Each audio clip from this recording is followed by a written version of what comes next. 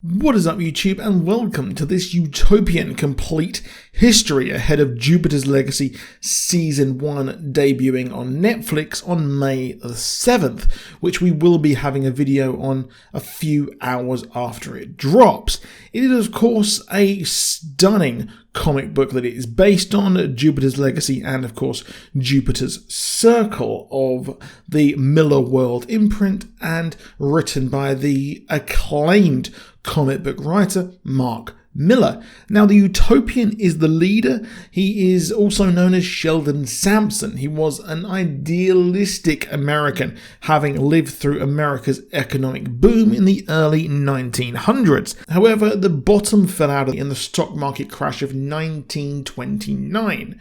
The story picks up in 1932, where he is chartering a boat to a mysterious and ominous island that he saw in a dream. Sheldon is a staunch US patriot and believes that the USA is the pinnacle of society, but it needs to be fixed after what he'd seen in the stock market crash, and believes that this island of his dreams is the key to fixing America, and he thinks that it will give him gifts that he can use to return to the United States of America and bring it back to greatness.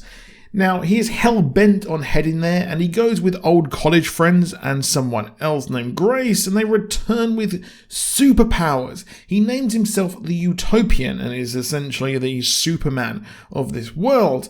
He was also with his future wife Grace, and along with his brother and a few others, they form the Union, and they have a headquarters in New York. Now, Sheldon actually had a wife named Jane, who is a television executive and is a friend of Grace. He assures Jane that he is not in love with his fellow superhero whatsoever, and Sheldon is the CEO of one of the most successful companies in America. And, well, in his life away from being the Utopian, he actually runs his company, but would later give his fortune away to charity, and he ends up actually divorcing Jane, as the pair eventually split as they are unable to have children and divorce, and as well as that, Jane is unable to live up to what she thinks is his perfect ideal life. But between then and 2013, Sheldon and Grace have married and given birth to Chloe and Brandon. At this point, he runs an auto repair shop in LA, and he has the view that one should stick to working to keep them grounded, despite him being one of the most powerful beings on the planet. Now, he's disappointed by his children, who are incredibly famous due to their powers and the lineage of being the children of the Utopian. He, along with his wife, are the only two left keeping their secret identities in modern day, and he leads with power and a strong will to do what is right. But his methods and views on taking out criminals led him to come into conflict with his brother Walt in the wider superhero community, who see him as old-fashioned and out of touch. He has a code which he follows and expects everyone else to follow as well, but it is fast becoming out of date in the modern day. Now, these views would cause his undoing, as he believes that superheroes should not interfere with the governments of their nations and should follow their democratically elected leaders and what they say, which it kind of makes sense there. However, Walter has been whispering in Brandon's ear that his father is out of touch, and without him, they can make the world a better place by shaping policy and essentially being in the White House themselves.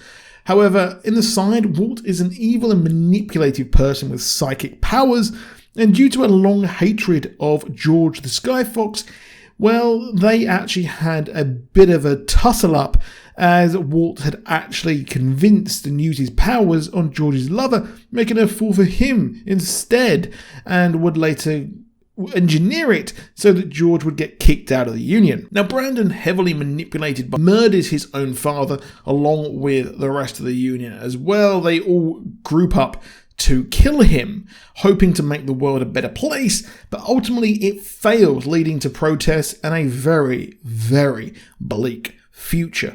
Sadly, the history of the Utopian is not as fully fleshed out as other characters in comics, but I think he is a really, really fun character, and I think that the idea of someone who is a moral compass, a kind of real stake in the ground here, is a fun character to see, deconstruct and rebuild.